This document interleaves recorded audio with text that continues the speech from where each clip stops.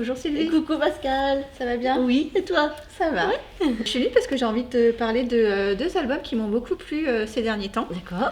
Alors ils sont pas très joyeux puisque les deux abordent le sujet de la tristesse et du deuil, mais ils sont vraiment très bien faits. Le premier c'est Broutille de Anne Herbeau.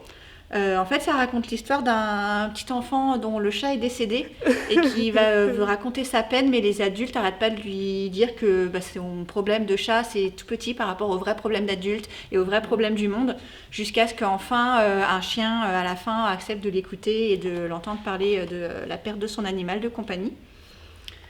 Et le deuxième album, c'est Tristesse de Lotta Olson et illustré par Emma Adbogueux. Et là, on a l'histoire d'une petite fille qui est en train de jouer dans sa famille, tout va bien, jusqu'à ce que d'un coup, elle ne sait pas pourquoi, mais la tristesse l'envahit, elle commence à pleurer et à hurler, à s'étouffer dans sa morve et rien ne va. Et ce que j'ai beaucoup aimé dans cet album, c'est que les parents la voient pleurer, la prennent dans ses bras, la mettent sur le canapé, ils attendent que ça passe.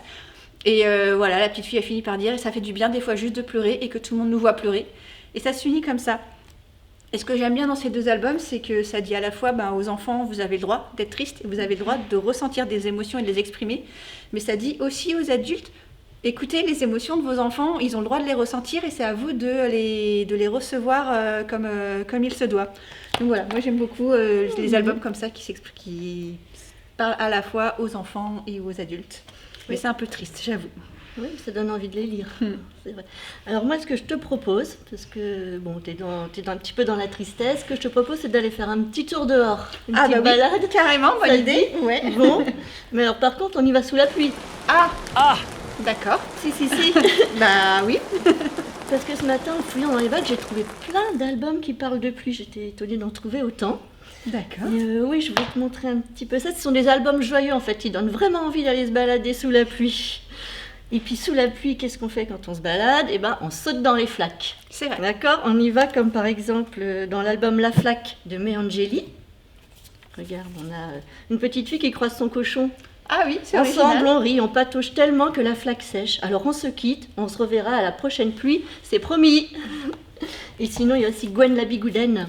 Je ne sais pas si tu la connais, qui adore quand il pleut. L'album s'appelle Chouette il pleut. Alors Gwen, elle est marrante parce qu'elle a toute une collection de bottes de toutes les couleurs. Ah oui, Donc sympa. elle se précipite dans sa chambre. Oh, les belles bottes de toutes les couleurs. Elle lui inspire mille et une bêtises à faire dans les flaques. Et une dernière flaque, un dernier saut dans une si belle journée avec des superbes illustrations de Suzy Lee. Regarde ces deux-là comme ils s'amusent, ils sautent partout. Ah oui, effectivement, ça donne envie. C'est un temps à tout éclabousser, à chanter comme des rossignols ou des casseroles.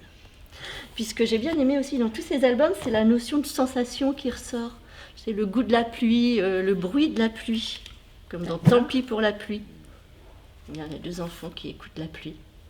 Les arbres, des feuilles sont pleines d'eau, on tend la main pour attraper les gouttes. C'est doux, c'est froid, c'est rigolo. Ou encore dans l'album de Laurent Moreau qui s'appelle Le goût de la pluie.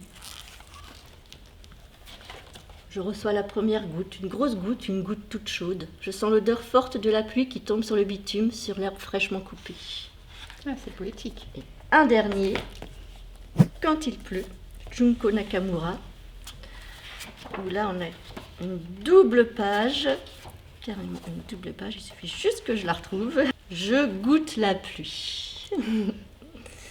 Voilà, j'espère que ça t'a donné envie de sortir avec moi. Absolument. D'ailleurs, j'ai mis mes bottes. Ah, Tu vas chercher les tiennes, on y va.